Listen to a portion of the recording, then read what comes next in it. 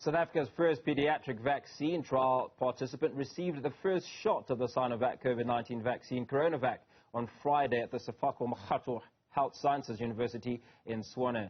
Numolux, which has the approval to distribute Sinovac in South Africa, announced the trials will be conducted on 2,000 children aged from 6 months to 17 years.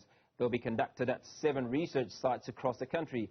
The trials will enroll 14,000 children from South Africa, Chile, the Philippines, Malaysia and Kenya. Professor Maposhane Nchabeleng from the Department of Microbiology at National Laboratory Health Services joins us now to explain the trial. Professor, good morning. Great to speak to you. First question is, worry about the children. How safe are they? Good morning, Hugo, and good morning to the listeners. Hugo, so far this vaccine has already been confirmed to be safe in adults in other countries, and in China currently they've already conducted the safety clinical trials and there are no concerns at all. That is why we are reassured to confirm that in our country as we now start this clinical trial, which is a phase 3 trial. Thank you. So these first few children that received the jabs, do you know their status? How are they feeling? Have there been any side effects? So far, we vaccinated only our first 2 on Friday. Yeah. We kept them on site for about the first 30 minutes, observed them, and they were fine. Then they were sent home and with a booklet where they are to document every side effect that they feel, and we check them. Or at night, they are supposed to document that from the very same evening. And our research team is in contact with them. So that is how we are going to continue to monitor safety or the side effects in all the participants that are going to be enrolled in the study. Now, how do you find the candidates for this enrollment?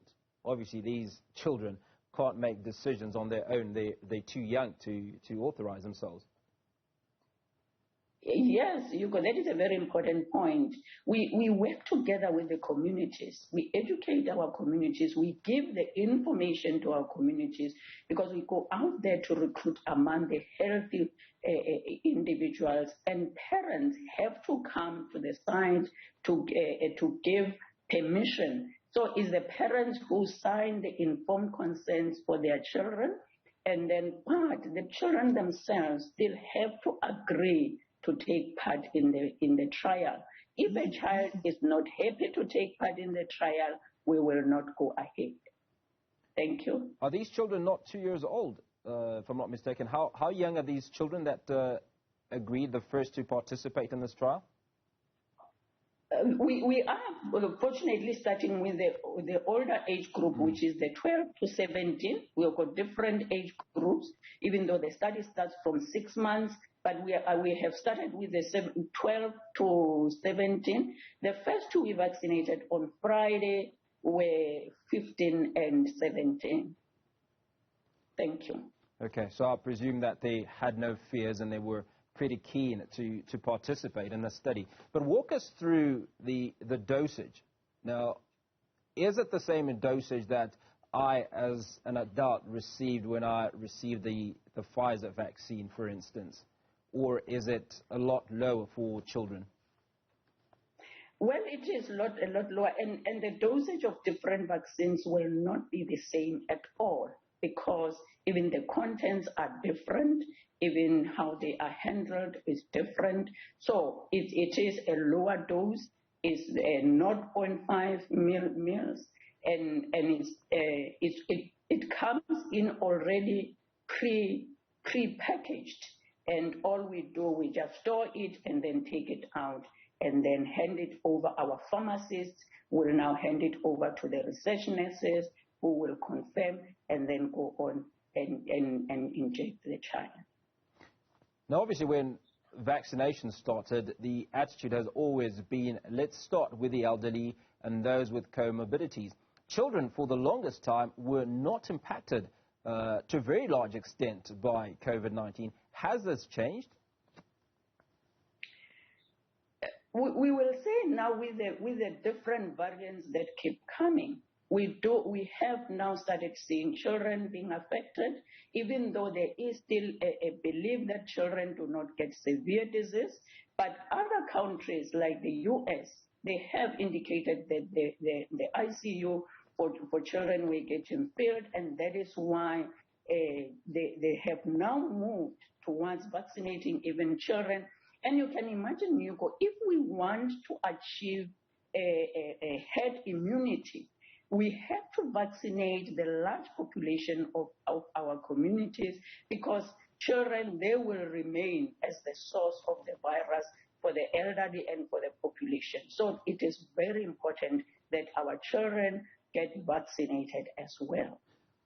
Now, Professor, you've talked about 2,000 children as the sample. How is that sample identified in terms of, do you look at race, do you look at a certain demographic?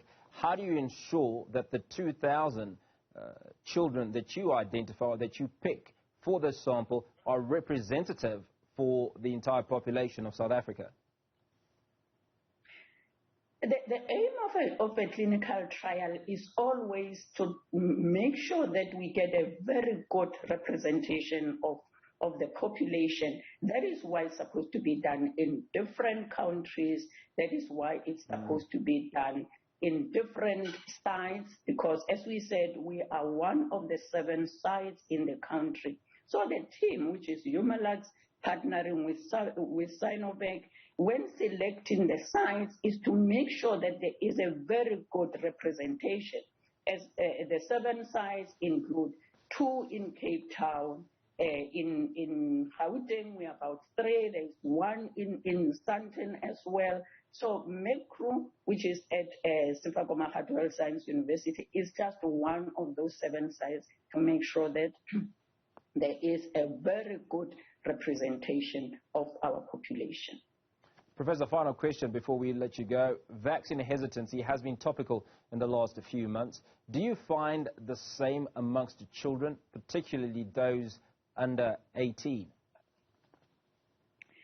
Well, our children, obviously, they are part of the community. They listen to what the adults are saying. We will expect to find the same even among the children. We, as I say, all what we are going to continue doing is to engage them.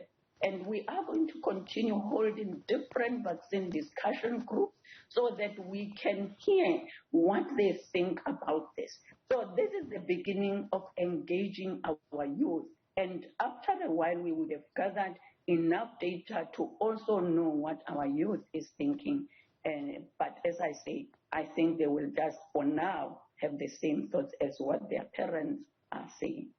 Thank you. Professor Nchabeleng, thank you so much for your time. We will continue keeping tabs on you and finding out how those trials are going on. And she's from the Department of Microbiology at National Laboratory Health Services, talking us through the trials of the COVID vaccine to minors.